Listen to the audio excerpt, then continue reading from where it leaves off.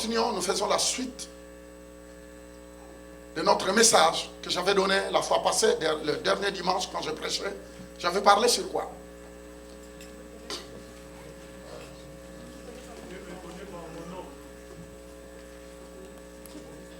Je vois que vous êtes des personnes qui suivaient difficilement. Ok.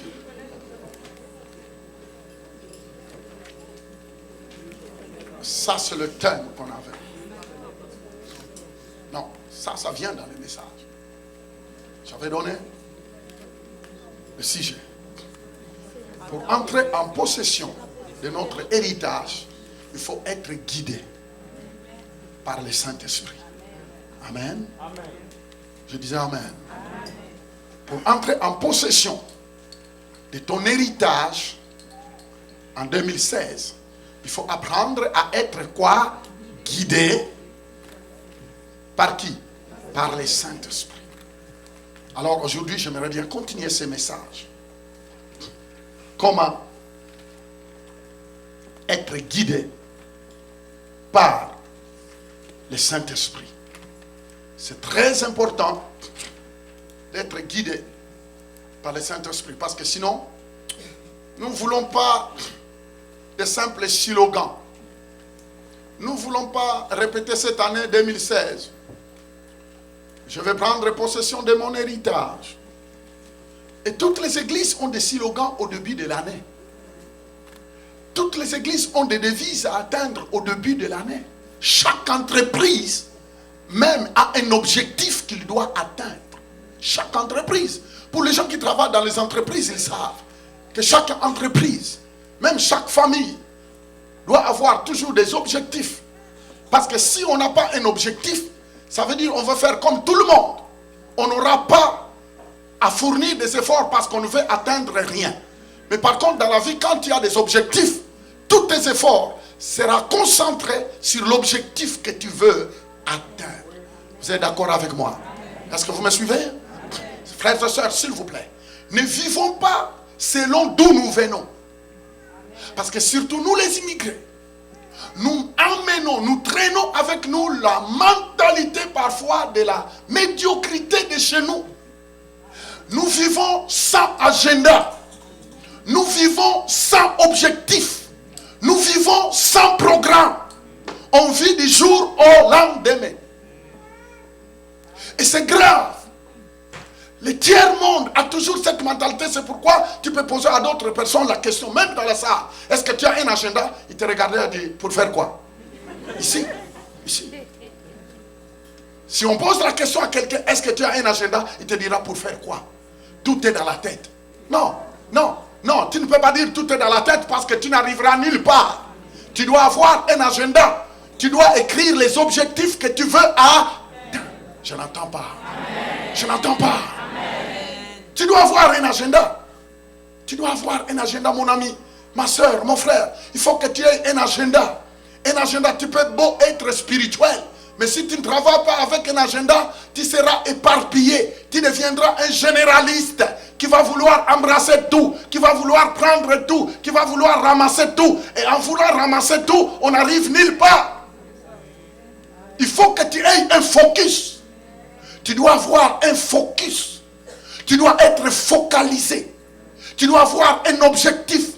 Tu dois avoir au moins une ligne d'arrivée.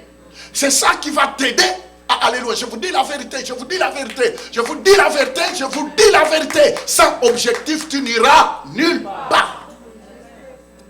Je sais que parfois ça dépasse ta façon de comprendre. Ça dépasse ta compréhension. Pourquoi? C'est parce que voyant tes ressources, tu viens de comme ça, tu aimes vivre comme ça. Ah non, moi je n'ai pas d'objectif à atteindre. Et vous savez, quand vous marchez avec des personnes qui n'ont pas d'objectif, ils sont contagieux. Pourquoi? C'est quand toi tu veux te démarquer, directement dire, il veut aller où? Il veut aller où? Et pour qui veut-il se prendre? Voyez-vous? C'est ça. La personne n'est pas un nègre. Il fait partie de tout. Mais quand tu es avec quelqu'un qui a un objectif, certainement tu finis par l'imiter. Tu aimerais bien que tu commences à checker ta vie par rapport à comment lui il avance. Et là tu commences à être influent. Quelqu'un peut dire amen. 2016, nous avons dit que nous voulons entrer en possession de notre héritage. Et dans les jours à venir, je prendrai le temps d'expliquer c'est quoi ça l'héritage avec des saints. Pourquoi? Notre héritage est en Christ Jésus. La Bible dit que nous sommes des héritiers. En Christ, nous sommes hérités, co-héritiers avec Dieu. Nous sommes des héritiers de Dieu. Oh, cela ne sont pas des slogans. Mais j'aimerais bien vous expliquer que pour entrer en possession de cet héritage, la fois passée, j'étais en train d'expliquer Moïse. Moïse qui avait reçu un mandat de conduire le peuple de Dieu vers leur héritage physique, la terre promise. C'était Canaan. Dites Canaan. Moïse, je vais être bref, Moïse retourne en Égypte, comme Dieu lui a dit, après avoir fait le face-à-face avec Dieu dans le désert. Dieu lui a conduit dans le désert. Dieu a conduit Moïse. Moïse prenait ses moutons, il allait les nourrir dans le désert, et c'est là où il a rencontré Dieu. Il voit un buisson qui s'enflamme, mais qui ne se brûle pas. Et Dieu lui parle. Vous savez, Dieu parfois peut permettre que tu te retrouves dans une situation désertique. Mais c'est parce qu'il veut attirer ton attention. Dieu veut te parler. Ah, je n'entends pas. Peu importe parfois le désert de ta vie. Peu importe le désert de ta vie. Dieu peut permettre seulement ce désert. Mais pour attirer ton attention. Parce que étant parfois dans la ville, avec tout le bruit, avec tout le brouhaha, on n'est pas en mesure de prêter attention à ce que Dieu nous dit. Et Dieu était obligé d'amener Moïse dans le désert. Et c'est là où Dieu s'est manifesté. Et Dieu lui a parlé. Dieu lui parle. Je déclare que le désert qui paraisse être dans ta vie soit un temps où Dieu doit te parler. Amen. Que Dieu ouvre tes oreilles afin que tu puisses entendre Dieu te parler. Frères et sœurs, la vie chrétienne n'est pas de la rigolade. Mais la vie chrétienne, c'est une vie vraie. C'est une vraie vie. Dieu parle à Moïse. Moïse retourne en Égypte. Il parle à Pharaon. Il parle. Vous connaissez tout ce qui s'est passé. Tout ce qui s'est passé finalement. Pharaon, peu importe toute sa puissance occultiste, peu importe sa puissance de la Rose-Croix, franc-maçonnerie, magicien, écancard, peu importe, parce qu'il était l'incarnation du diable à cette époque. Pharaon. Mais vous savez, il n'a pas pu. Je disais qu'il n'a pas pu. Parce qu'il n'est pas possible de faire face au Créateur. Mes frères et sœurs, vous savez, actuellement nous sommes confrontés avec l'intellectualisme, le philosophe, des personnes qui ont inventé leur philosophie à cause du peu de cerveau qu'il a. Vous savez, quand quelqu'un ramasse des diplômes de gauche à droite, à un certain moment, il se pense comme lui, il est Dieu. Je connais, je sais de quoi je parle. Il se croit pour un petit Dieu. Moi, j'ai eu à discuter avec des personnes qui avaient des doctorats et des doctorats et des doctorats. Un jour à Dakar, c'était en 87, j'étais en train de parler aux coopérants français, tous les coopérants français de l'université de Dakar. C'était lors d'une grande anniversaire et ils m'ont invité. Tu te rends compte, moi, avec mon français bizarre. Et je devrais parler aux coopérants français qui étaient là en foule. Et je commençais à leur parler. Regardez, mon discours n'avait rien à voir avec les sciences, les lettres, doctorat plus, baccalauréat plus 3. Je n'avais pas ça. Mais j'ai commencé à parler avec un langage simple. Et c'est là où j'ai vu des grands papas commencer à se fondre. Des grands professeurs commençaient à se fondre. Pourquoi? C'est parce que quand on parle avec la sagesse de Dieu, la sagesse de Dieu n'a rien à voir avec la sagesse de l'université. C'est pourquoi la Bible dit dans Jérémie chapitre 9 que les forts ne se glorifient pas, que les riches ne se glorifient pas, que les diplômés, les intellectuels ne se glorifient pas de leur connaissance. Mais que la personne qui peut se glorifier, qu'il se glorifie seulement d'avoir eu la connaissance, de connaître qu'il y a un Dieu qui existe. Et de marcher avec lui. Je n'oublierai jamais ce soir. En plein anniversaire. Plein de coopérants. À la fin, ils ont dit, fils, prie pour nous. Je dis, je vais prier pour vous. Même s'il y avait beaucoup de fautes dans mon français. Mais au moins, ils étaient visités par la puissance. L'apôtre Paul a dit, je n'ai pas honte de l'évangile. Car l'évangile de Jésus possède en elle-même la vie, la puissance pour sauver quiconque. Et dans les quiconques, et les intellectuels, et les pauvres, et les riches, ils font partie de quiconque. Quiconque. Je disais quiconque. Un jour, on était avec le pasteur Olivier. Alors, on était dans la voiture, on venait de terminer le culte, on avançait. Finalement, mon téléphone, mon portable sonne. Et j'entends au bout du fil un président de certains pays. Je dis, il se présente, je suis le général, un tel, président de la République. Je dis, ok, son excellence, qu'est-ce que je peux faire pour vous? Et c'est lui qui me pose la question. Homme de Dieu, est-ce que peux-tu prier pour moi? Mon ami, quand tu es arrivé à ce niveau-là, tu es président. Et que tu as besoin d'entendre la pensée de Dieu. Et ça demande le courage à l'homme de Dieu d'oublier tout ce qu'il est, mais de voir la grandeur de Dieu. Et de donner la pensée de Dieu. Les amis, la Bible dit que Dieu est puissant. Notre Dieu est un Dieu incontournable. Peu importe ce que Pharaon voulait, peu importe ce qu'il avait planifié sur ce peuple, peu importe comment disait ça, c'est mes esclaves. Je les ai gardés, ça fait 430 ans. Ils ne peuvent pas s'en passer de moi. Je veux le garder. Mais quand Dieu envoie un mandataire, qu'il mandate quelqu'un, le règne de Satan s'arrête. À chaque moment que vous recevez cette parole que nous vous enseignons, à chaque moment que tu viens t'exposer devant la parole de Dieu. Frères et sœurs, ce n'est pas une vie de routine. Quand tu quittes ta maison le mercredi, quand tu quittes ta maison le dimanche, tu ne viens pas dans un cercle de centre communautaire, mon frère. Vous venez vous exposer devant l'auteur de cette parole, qui est l'Éternel des armées. Il est puissant. Il est trop puissant, mes frères et sœurs. Il est très puissant. Il y a des moments où nous portons la Bible, nous ne connaissons pas la valeur, nous ne connaissons pas la puissance. Pharaon finit par libérer le peuple. Parce que ce qu'il a vu avec ses yeux, il a dit, mais non, c'est pas possible, c'est Moïse. Mais c'est Moïse là, on connaît l'histoire de ce Moïse. On connaît quand même, il a mangé les frites et tout. Il a reçu l'instruction de nos universités. Mais d'où lui vient ça? Certainement, parfois, ils disent, il n'a pas été intronisé dans la marche juive. Pharaon. Mais il me semble qu'il a une autre puissance qui dépasse. Mes frères et sœurs, la Bible dit le même Saint-Esprit qui a ressuscité Jésus d'entre les morts. C'est cette même puissance qui habite en vous. Le peuple de Dieu quitte l'Égypte avec des chants, avec des louanges, avec des chants. Je voulais dire que ton problème là, un jour tu finiras par les quitter. Et tu loueras le Seigneur. Mais avant ça, commence à louer le Seigneur. Pensez un peu 430 ans et vous êtes libérés. Vous regardez l'esclavage en arrière. Vous dites c'est du passé. C'est du passé. Vous commencez à dire ouf, c'est du passé. Frères et sœurs, peu importe la pression que l'ennemi fait dans ta vie, le temps arrive où ça va entrer dans le passé. Ça va entrer dans le passé, s'il vous plaît. Ça va rentrer. Regarde la personne à côté de toi, dis-lui ça va rentrer dans le passé. Dites encore, ça sera du passé.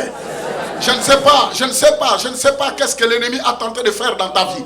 Je ne sais pas quels sont les embargos que Satan a voulu mettre dans ta vie. Je ne sais pas quel type de la maladie qu'il a jeté dans ta vie. Je ne sais pas quelle sorte de chômage. Je ne sais pas quelle sorte de ouragans qu'il a élevé dans ta vie pour tenter de t'écraser. Je ne sais pas quel type de blocage, quel type de confusion que Satan est en train de susciter dans ta vie. Mais le Seigneur me dit ce matin de te dire que les minutes arrivent où tu vas les regarder dans le passé. Il dit, ces Égyptiens que vous voyez, c'est destructeur, c'est chômage, c'est blocage. Tu le verras dans le passé. Oh, béni soit le nom du Seigneur. Heureusement, le Seigneur est venu. Heureusement. La Bible dit qu'après avoir quitté l'Égypte, il chantait. Et vous connaissez l'histoire, il se retrouve en face de la mer. En face de la mer, ça c'était un obstacle. Vous savez, il y a des moments quand on sort d'une victoire, on pense que tout est fini. Hein? Mais ne vous en faites pas, prépare-toi encore. Qu'après une victoire, prépare-toi pour une autre guerre. Mais n'oubliez jamais que c'est lui qui t'a donné la victoire. Du passé, il te donnera la victoire. C'est ça que tu ne dois pas oublier. Après une victoire, peu importe comment l'ennemi se déchaînera, n'oubliez jamais qu'il y a quelqu'un qui t'a donné la victoire. Dans le passé, il va encore te donner la victoire. Dites avec moi, je reçois ma victoire. Une vie de victoire. C'est parce que Dieu nous appelle à une vie de victoire. Il regarde en arrière, il voit toute une armée. Et ils n'étaient pas armés parce qu'ils étaient des esclaves. Ils étaient libérés seulement par la puissance du Saint-Esprit. Ils n'étaient pas armés. Et derrière eux, il voit toute une armée. Avec des chars, avec tout. Des chars, des chevaux. C'est là où ils ont crié. La Bible, ils ont poussé des cris. Oh, qu'est-ce qui nous arrive? Oh, et ils ont oublié, vous savez comment l'homme oublie rapidement. Ils ont vu comment, même le premier-né égyptien, comment ils étaient morts. Ils ont vu la puissance de Dieu. Ils ont vu le serpent de Moïse avaler tous les petits servants de Pharaon. Ils ont vu, mais l'homme oublie souvent. C'est pourquoi quand vous lisez dans la Bible, vous allez voir, Dieu est obligé de répéter 450 fois. Écoute, ô Israël, écoute, ô Israël, écoute, ô Israël. Mais pourquoi Dieu doit se répéter comme ça? C'est parce que la mémoire de l'homme oublie souvent. La mémoire de l'homme oublie souvent. Beaucoup de personnes ici, nous sommes là. Quand vous regardez parfois, tu ne peux pas dire que Dieu n'a jamais rien fait dans ta vie. Certainement, Dieu a déjà réalisé des choses dans ta vie, mais tu l'as oublié. Maintenant, tu ne vois que le présent. Tu ne vois que la situation qui t'embête. Maintenant, comme Dieu, comme Satan te concentre seulement sur la situation de maintenant, tu ne peux plus voir ce que Dieu a fait. Mais décide-toi de voir d'abord ce que Dieu a fait. C'est pourquoi il y a une personne qui dit, rencontrez tout ce que Dieu a fait, n'oubliez rien. Rappelle à Dieu ce qu'il a fait et louez-le. Dieu pose la question à Moïse. Moïse, mais j'entends des bruits. J'entends des bruits. Mais ces bruits-là, ce n'est pas des bruits de la louange. Parce que si c'était des bruits de la louange, Dieu s'en souviendrait. Mais il a dit non, ça ce n'est pas de l'adoration. Il dit Moïse, mais quel est ce peuple-là?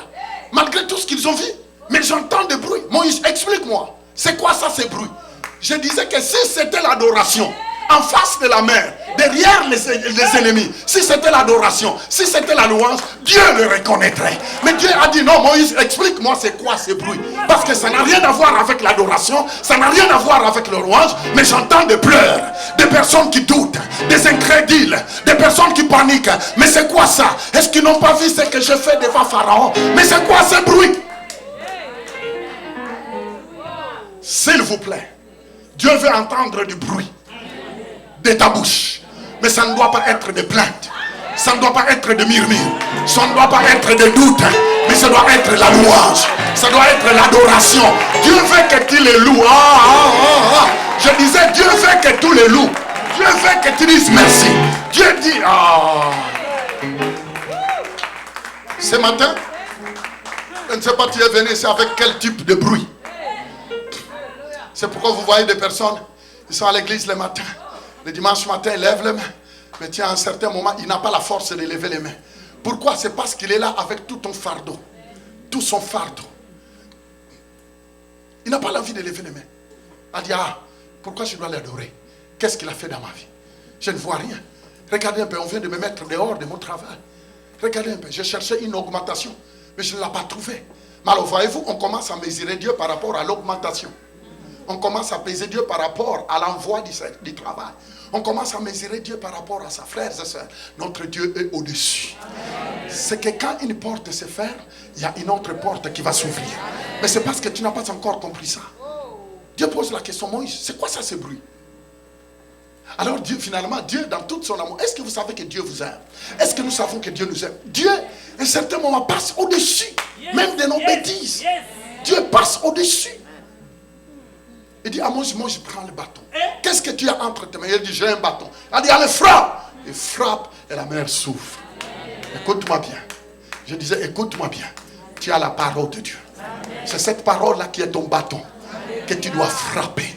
Quand les situations se présentent, Dieu te pose la question, qu'as-tu entre tes mains? Le Seigneur te pose la question, qu'as-tu? Vous savez, il y a d'autres personnes qui vont répondre, oh non, ça ne va pas. Dieu te dit, qu'as-tu entre tes mains? Il faut avoir quelque chose. Il faut que tu aies quelque chose. Et ce que tu as entre tes mains, c'est la parole. Cette parole, tu l'as dans ton cœur. Cette parole doit sortir de ta bouche. Parce que la Bible dit, c'est l'abondance du cœur que la bouche parle. Qu'est-ce qui remplit ton cœur? C'est ce qui remplit ton cœur qui finira par sortir de ta bouche. C'est ce qui remplit ton cœur qui sortira de ta bouche. Si c'est la parole de Dieu qui remplit ton cœur, et quand le problème, quand la mer se présentera devant toi, quand derrière toi, tu verras toute une armée de démons, de sorciers, toutes sortes de puissances, tu diras non, j'ai quelque chose. J'ai la parole. Mes frères et sœurs, c'est pourquoi il faut avoir la parole. Si tu n'as pas la parole, mais qu'est-ce que tu diras? Dieu pose la question à Moïse. Moïse, qu'as-tu entre tes mains? Il a dit, j'ai un bâton. Le même bâton là que Moïse a utilisé pour guider ses moutons dans le désert. Le même bâton là qui s'est transformé en serpent. Il dit, je l'ai. Dieu lui dit, frappe. Il frappe, la mer s'ouvre. La Bible dit que le peuple de Dieu entre dans cette tunnel en louant Dieu. Elle dit, nous n'avons pas encore connu ce Dieu-là. Moi, je pensais les connaître. Nous l'avons vu agir en Égypte. Mais jusqu'à présent, on ne les connaît pas. Frères et sœurs, jusqu'à présent, tu ne connais pas encore les grands dieux que tu sais. Jusqu'à présent, tu penses connaître, mais non, tu ne connais pas. Frères et sœurs, même moi, je ne fais qu'apprendre. Je vais encore apprendre. L'apôtre Paul a dit, j'oublie toutes choses.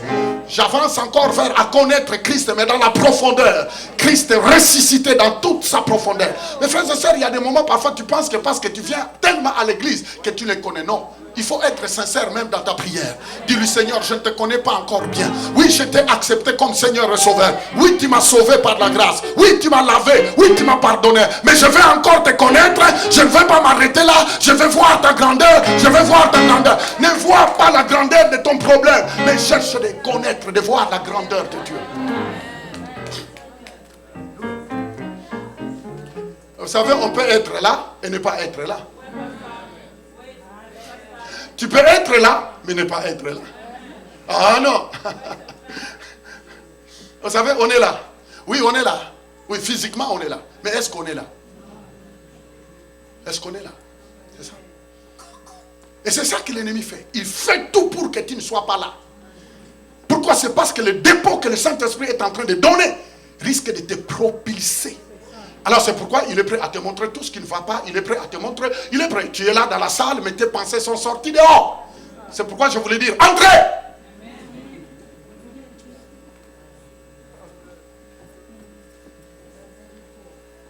Et nous avons vu cela. Nous avons vu que même après avoir traversé la mer Rouge, qu'ils ont vu la main de Dieu. Si vous allez plus loin dans le livre d'Exode, nous avons vu, j'aimerais bien tout simplement, je suis en train de reprendre un peu rapidement pour continuer dans mon message. Dans Exode 33, la Bible dit, Moïse dit, hey, Seigneur, on a vu les miracles en Égypte, on a vu la mer s'ouvrir, nous avons vu l'eau sortir, ainsi de suite là du rocher. Mais écoute-moi bien, je vais voir ta gloire.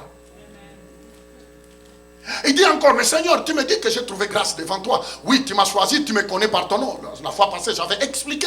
Dieu a dit à Moïse, je te connais par ton nom. Ça, c'est une bonne nouvelle. Dieu te connaît par ton nom. N'oubliez jamais ça. Mes frères et sœurs, ce que je vous dis, ce ne sont pas des récitations, mais c'est vrai, Dieu te connaît par ton nom. Je n'ai jamais oublié un exemple. J'étais en train de prêcher à Toronto pour la première fois. Et dans la salle, le Seigneur me donne une femme. Dieu me parle d'une femme. Et Dieu me montre, il dit, tu vois cette femme-là au coin? Oui, elle s'appelle Véronique. Je dis, madame, toi, oui, tu t'appelles Véronique. C'est vrai? Oui, regarde-moi. Dieu me dit ça. Et c'est vrai? Oui. J'ai entendu la salle pousser le cul. Waouh! Je ne connaissais pas cette dame. Mais Dieu la connaissait.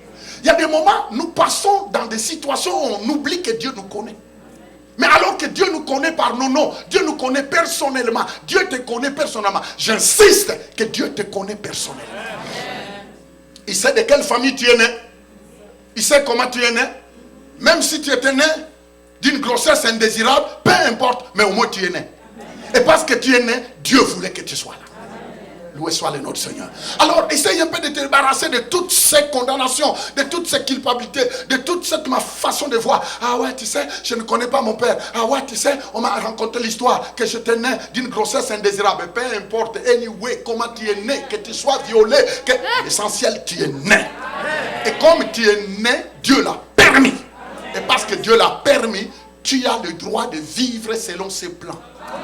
Et je vais vous dire quelque chose, que quand on comprend que Dieu ne fait jamais des choses au hasard, il n'y a pas de choses du hasard, peu importe comment tu es né, il n'y a pas de hasard. Que tu grandisses d'une famille monoparentale ou parentaux, je ne sais pas quoi là. Peu importe comment tu as grandi, frères et sœurs, que rien ne soit un obstacle. Même si ton papa t'avait abandonné, même si ta maman t'avait abandonné, la Bible dit que Dieu ne les laisse pas. Ce qu'il a choisi, il les a prédestinés. Loué soit le nom. Tu es le choix de Dieu. Vous êtes le choix de Dieu.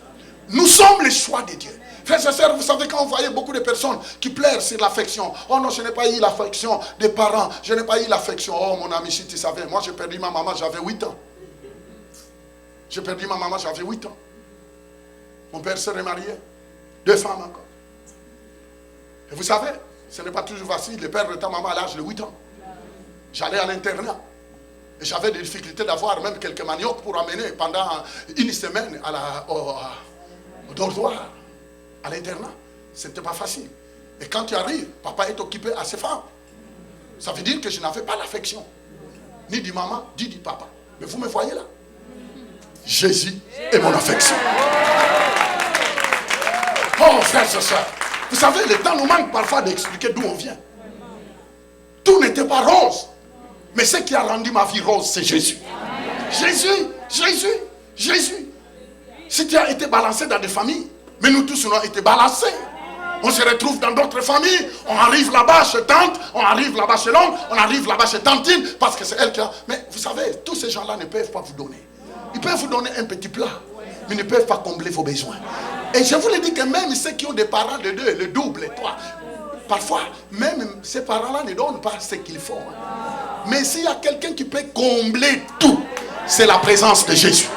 La présence de Jésus dans ta vie, c'est pourquoi ici ce matin, je vous parle de Jésus. Je vous parle de Jésus. Je reviens sur Jésus parce qu'il est le Dieu qui comble le vide qui est dans le cœur de qui que soit.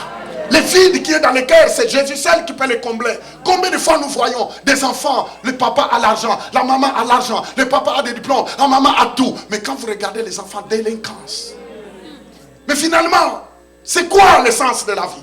Le sens de la vie, c'est la personne de Jésus. C'est Jésus. Quand Jésus vient, c'est le royaume de Dieu qui vient.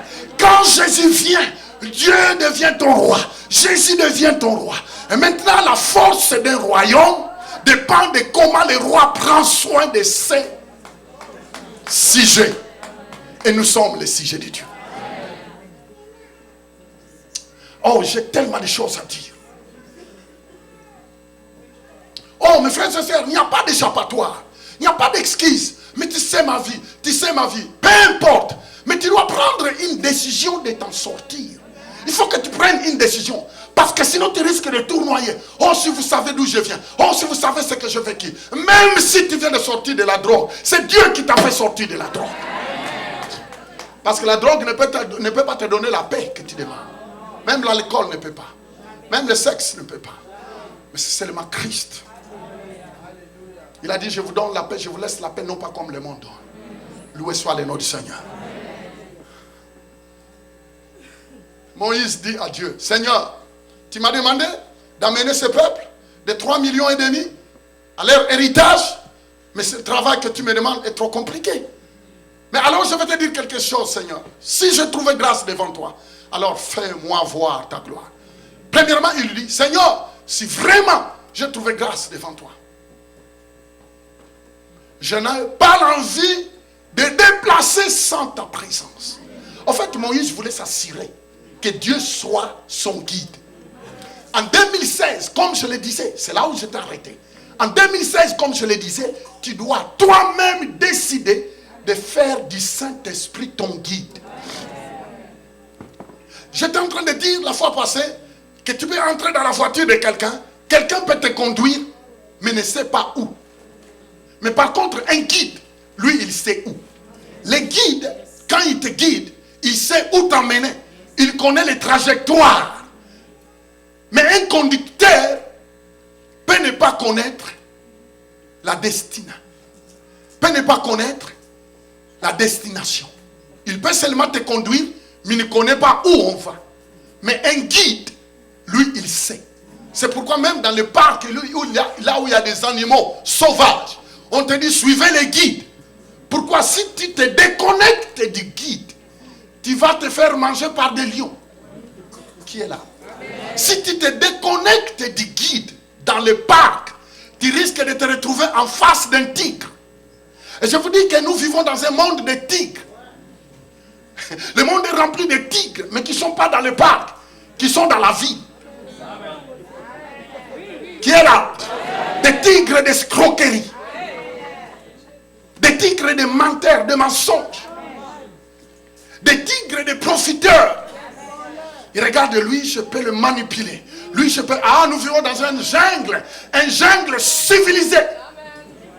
On est dans un jungle, mais civilisé. Vous savez, quand vous voyez les gens, vous ne savez pas ce qui se passe dans leur tête. Ils cherchent. Ils cherchent des victimes pour les victimiser. Des victimes. Et c'est pourquoi vous voyez des personnes, ah pasteur, je ne m'attendais pas, on vient de m'escroquer, je ne m'attendais pas, mais pasteur, je viens de vivre quelque chose, je ne m'attendais pas. Et surtout cette personne-là, ah, mais pasteur, il était avec nous à l'église. Mais il m'avait promis de me prendre en mariage. Mais il vient de me décevoir. Mais tu ne sais pas qu'on vit dans un jungle. Et les tigres peuvent parfois fuir leur parc. Du démon aurait pu s'infiltrer quelque part. Alors il y a des annonces, attention, il y a un tigre qui a fui là-bas. Mais qui est parti se cacher quelque part. Et parfois il s'est caché dans une église. Alors on avertit tout le monde, attention, il y a un guépard qui est sorti. Et ce guépard, on ne sait pas où il est, ce guépard, ce tigre, ce ours, on ne sait pas, il est dans les parages, mais il est quelque part. Et parfois il va se retrouver sur le banc d'une église. Un guépard. Il cherche une proie. Et ça vaut la peine de te laisser guider par...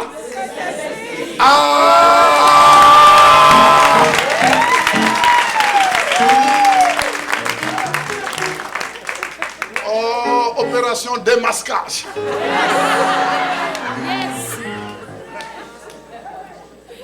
Quelqu'un peut dire un bon amen?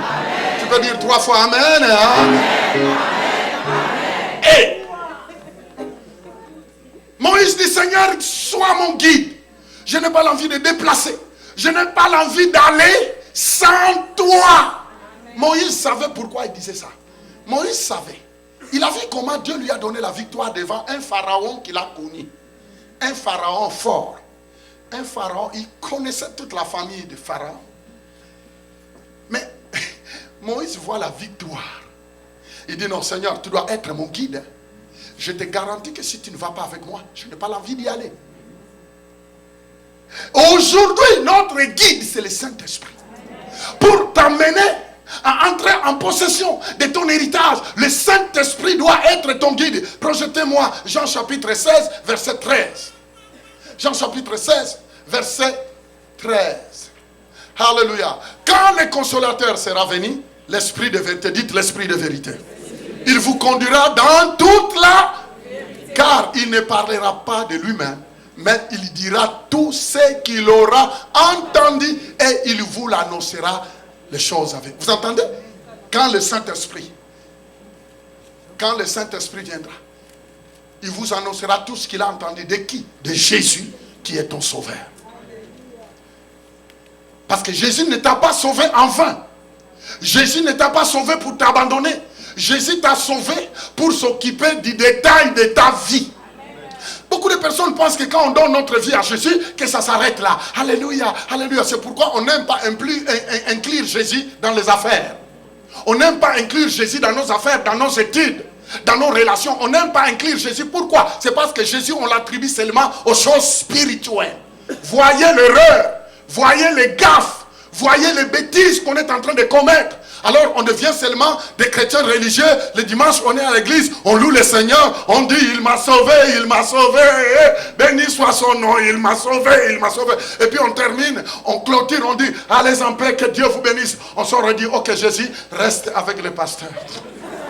Nous, on est parti dans nos affaires, hein, tu sais. Montréal, c'est compliqué. Le Québec, c'est compliqué actuellement. Avec toutes les atrocités, ça ne va pas économiquement, politiquement par là, ça ne va pas. Alors, ok, Jésus, laisse-nous d'abord aller s'occuper de nos affaires. Attendez-nous le dimanche, on reviendra. Mais entre-temps, le Seigneur te dit, tu es en train de commettre la plus grosse erreur. Tu as besoin de Jésus. Tu as besoin de Jésus même dans une salle d'opération. Tu as besoin de Jésus même devant un mécanicien qui risque de tripoter tout pour que tu payes cher. Tu as besoin de Jésus, Seigneur, touche son cœur. Je ne veux pas être une cobaye. Vous savez ce que j'ai vécu. Mon épouse peut vous le dire. J'ai été escroqué à maintes reprises. Eh mon Dieu.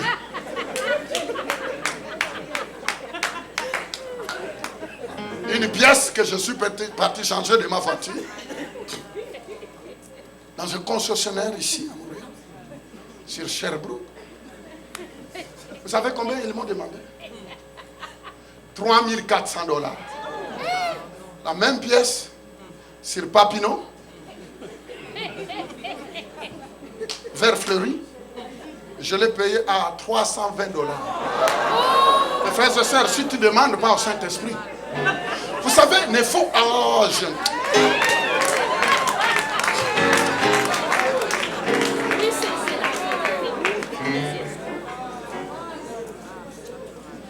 j'aime beaucoup écouter mon épouse parce qu'elle m'a sauvé dans plusieurs situations. Une autre fois, oh, les frères, je vais vous dire quelque chose. Il faut écouter beaucoup les dames. Hein? De temps en temps. Hein?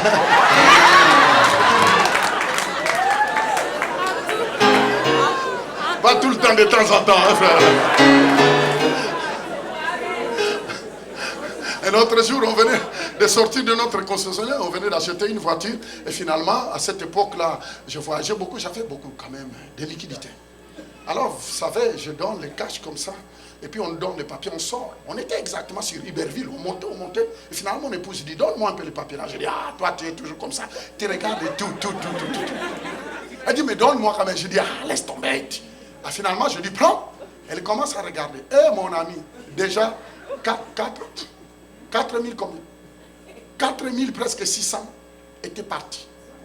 Elle dit, mais ce chiffre-ci, je ne vois pas, ce n'est pas correct. Je sens dans mon esprit. Elle dit, je sens dans mon esprit que ce n'est pas... Je dis, ma Suzy, s'il vous plaît. C'est des appareils qui ont calculé. Ils ne peuvent pas se tromper. Elle m'a dit, elle a tellement parlé, je dis, ok. Je fais demi-tour, mais tout en boudant. Vous savez, il y a des moments, on boude quand même. Parce qu'il y a l'orgueil de l'homme qui est là. Vous voulez que je continue, hein? Je boude, alors j'accélère et je boude. J'ai envie d'accélérer un peu vite pour lui montrer que je suis en désaccord. C'est vrai, hein? Ah, vous savez, quand tu n'es pas en désaccord avec quelqu'un, tu as envie d'accélérer. Alors on arrive rapidement parce que je dois lui prouver qu'elle a tort. Qu'elle n'est pas plus intelligente que l'ordinateur. Alors on présente et dit, mais monsieur, il me semble qu'ici, regarde, mais oui, oh monsieur, excuse-nous, c'est vrai, on te doit 4 600. Je dis, je dis, donnez. Regardez-moi, mes frères et sœurs, 4 600 c'est beaucoup d'argent. Mais heureusement que j'ai toujours été fidèle à payer ma dîme. Parce qu'il y a des moments, quand toi, tu ne sais pas honorer Dieu financièrement, ton argent va partir quelque part. Parce que tu es un voleur. Et le diable aussi, c'est un voleur. Maintenant, comme tu es un voleur volé,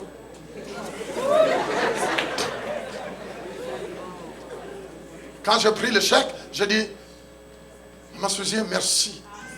Ça va être. Je dis merci. Et puis ça part. Écoute, revenons. Nous avons besoin en 2016, parce que souvent ce qui frustre nos vies, c'est quoi? C'est des choses pareilles. Souvent, nos vies sont frustrées à cause des imprévus, à cause des attaques de l'ennemi. Mais quand le diable attaque, il utilise plusieurs moyens, parce que son but, c'est quoi? C'est de te démolir. Mais quand tu te réveilles chaque jour, tu dis au Saint-Esprit, sois mon guide. Une autre fois, toujours moi. Alors je voulais changer ma conditionnement d'air. le climat, le thermopompe. Un Français de France arrive. Il m'explique avec tout. Finalement, monsieur, un jour, comme tu voyages beaucoup, tu viendras trouver que tes enfants sont vraiment gelés. Parce que vraiment, tu dis, ok. Alors, ton thermostompe là, ça ne va pas, c'est foutu. De toute façon, il y a une loi du gouvernement qui est sortie. Bon, j'aimerais bien raccourcir. Alors, je dis, bon, écoutez, venez. Et ça coûte combien? Il a dit combien? 13, 16, 12 000 dollars. Je dis, hey, 12 000 dollars, 12 000 dollars, ok. Je dis, je vais d'abord passer ma carte, et puis le reste, on va. Elle dit, ok, mais ok, allez demain et puis revenez. On est resté. Or que les voisins à côté, oh, béni soit le nom du Seigneur. Vous savez, il faut être parfois bien avec tes voisins. Oh, je l'entends pas. Et la vie spirituelle, c'est ça. Vous êtes la lumière du monde. Il faut être bien avec tes voisins. Écoutez, peu importe les regards qu'ils ont de vous. Moi, j'ai rencontré des voisins qui me regardaient bizarrement, qui avaient toujours un air bizarre, mais moi, je souriais toujours. Je ne suis en guerre avec personne. Je ne suis en guerre avec personne. Pourquoi? Ma vie ne dépend pas de lui. Ma vie dépend de Jésus. Mais pourquoi je dois être en guerre? S'il me regarde par rapport à mon couleur, s'il me méprise par rapport à quoi? Mais après, c'est Dieu qui m'a créé comme ça. Je m'en fous. Si ma taille, si mon démarche, si parfois ma main ne lui plaît pas. Mais où est le problème? Dieu m'a créé comme ça. Il y a d'autres qui vont vous détester à cause de votre moustache. Il y a d'autres qui vont vous détester parce que tu n'as pas arrangé les cheveux comme eux ils veulent. Il y a d'autres qui vont vous détester parce qu'ils n'aiment pas la couleur de vos habits. Il y a d'autres qui vont vous détester parce que vous marchez mal. Il y a d'autres qui vont vous détester parce que votre souris. Vous savez, il y a plusieurs façons dont les gens vont vous détester. Il y a d'autres qui vont vous détester parce que tout simplement vous êtes en train de monter. Mais en tout cela, sois équilibré. Sois bien avec tes voisins. Saluez-les, souriez-les, dites-leur hi, hello, how are you? Faites attention, mon anglais commence à monter. Alors le voisin me dit, mais monsieur, je vis le monsieur qui était en train de te parler, qui montrait le clim là. C'est quoi ça? Il a dit, mais il vient de me dire ça. Alors il me dit, apportez-moi un peu. Je regarde, il dit, ah bon, c'est ça qu'il vous a proposé. Elle dit, oui. Ah, qu'est-ce qu'il a dit? 12 000 quelqu'un. Il dit, ah bon? Elle dit, attends, il prend le téléphone, il appelle quelque part. Elle dit, attends, dans 2 jours, je vais t'amener. Non, il a dit, non, je connais cette marque. Attends, il va dans son répertoire et regarde, il appelle, même marque, même à 3400. Il me dit, j'appelle le monsieur, je dis, monsieur, s'il vous plaît, demain ne revenez pas parce que j'ai changé d'idée. Ne revenez pas parce que j'ai changé d'idée. Ne revenez pas. Le monsieur a piqué une crise au téléphone. Il m'a sacré, il m'a calissé, il a tout dit. Je dis comme c'est de loin, calisse comme tu veux, ça ne m'intéresse pas. Qui est là avec moi? Fofi a toujours des histoires. Mais au moins, il y a encore au moins un 9000 qui a. Quand Dieu te dit, laisse-moi être ton guide. Et vous savez, les guides que nous avons besoin en 2016, il faut que tu arrives à développer une vraie relation avec la personne de quoi? Du Saint-Esprit. Le Saint-Esprit est une personne. Vous savez, on l'appelle le paracléto en grec. Vous savez, le mot paracléto veut dire quoi? Paracléto, ça veut dire, oh mon Dieu, paracléto, étymologique de paracléto, ça vient de la grecque antique, car lors des courses, chaque entraîneur du coureur engagé aux côtés de son coureur, de son athlète, un spécialiste de la course, très performant et bien avisé sur les règles de la compétition pour courir en sa compagnie. Tu te rends compte, l'entraîneur était obligé d'engager un spécialiste qui devrait vraiment aider les coureurs, lui montrer comment courir, parce que leur but était de remporter quoi? La course. C'est ça, paracléto. Dit quelqu'un qui courait avec l'athlète pour lui montrer comment courir, afin de courir de la bonne manière pour remporter quoi? La victoire. Paracléto. Il dit le Saint-Esprit, Dieu te l'a donné Parce que la vie chrétienne, c'est une course. Et pour remporter la victoire, tu as besoin du Paraclète, le Saint-Esprit. Pour te montrer comment courir la vraie course. Et remporter quoi? La victoire. Les amis, tous les gens qui commencent la course ne remportent pas toujours la victoire. Et vous savez qu'on peut courir plus, mais si tu n'as pas couru selon les normes, tu es disqualifié. Vous connaissez cela? Je dis, vous connaissez cela? Et le Saint-Esprit va nous aider en 2016 de courir selon les normes. Le Saint-Esprit, le Paraclète. C'est le Saint-Esprit qui est avec toi. Le but du spécialiste était d'encourager l'athlète à aller plus loin. Vous entendez? Ce spécialiste-là qu'on embauchait était pour encourager l'athlète à aller plus loin et plus vite, de sorte qu'il remporte la victoire. Il était là à côté en disant, cours encore vite, encore plus vite, encore plus vite, allez encore, vas-y. Il était là à côté pour lui dire, vas-y, vas-y, vas-y, hey, arrête, ne sortez pas hors de la ligne, mais reste dans la ligne, allez-y, continue, hey, faites attention, parce que cette personne-là qui te parle, faites attention, il veut seulement t'éloigner loin du Seigneur. Ah, voyez, les paroles qu'il est en train de dire, c'est des paroles de doute. Le Saint-Esprit sera là pour te dire. Il y a même d'autres personnes que le diable mettra sur ton chemin. Le Saint-Esprit va t'aider. Il y a des moments où tu sens une certaine malaise. Tu vois que non, tu n'as pas l'envie de continuer avec cette personne. Tu vois une certaine malaise. Tu te dis, mais pourquoi? Mais il est une bonne personne, mais tu ne sais pas. Il faut écouter la voix du Saint-Esprit. Et vous savez que ça va prendre du temps parfois à t'habituer à écouter le Saint-Esprit. Quelqu'un peut dire Amen? Amen. Je disais, quelqu'un peut dire Amen? Amen. Je disais, quelqu'un peut dire Amen? Amen. Ça va prendre du temps. Mes frères et sœurs, vous savez qu'on vient à l'église, mais parfois on n'est pas encore habitué à écouter la personne du Saint-Esprit qui est Dieu en toi, qui te donne des avertissements. J'ai toujours donné beaucoup d'exemples que j'ai vécu dans ma vie personnelle, où j'ai évité des dégâts dans ma vie. Il y a des moments, le Seigneur me disait, priez. J'ai dit, mais Seigneur, pourquoi je dois prier? Et il me disait, priez. Même si tu ne comprends rien, mets-toi à genoux, prie. Il y a des moments, parfois, j'étais dans le train, le Seigneur me disait, priez. Mais vous savez, c'est seulement quand je voyais la situation, quand je me retrouvais dans la situation, c'est là où j'ai compris que Dieu voulait vraiment que je prie. Parce que j'allais me retrouver dans un embarras. Frères et sœurs, il y a des moments où on se retrouve dans l'embarras parce qu'on n'a pas développé l'écoute du Saint-Esprit. Il y a d'autres choix, il y a d'autres engagements, il y a d'autres décisions que nous prenons. Il faut vraiment demander au Saint-Esprit, je t'en supplie. Moi j'aime toujours, mon épouse parfois m'attend prier. Je dis, Seigneur, tu sais que moi je peux me tromper, mais toi tu ne te trompes pas. Je t'en supplie, aide-moi Seigneur, dans cette décision, aide-moi. Saint-Esprit, aide-moi, je t'en supplie, s'il vous plaît, aide-moi. Et il y a des moments parfois tu n'entendras pas une voix audible.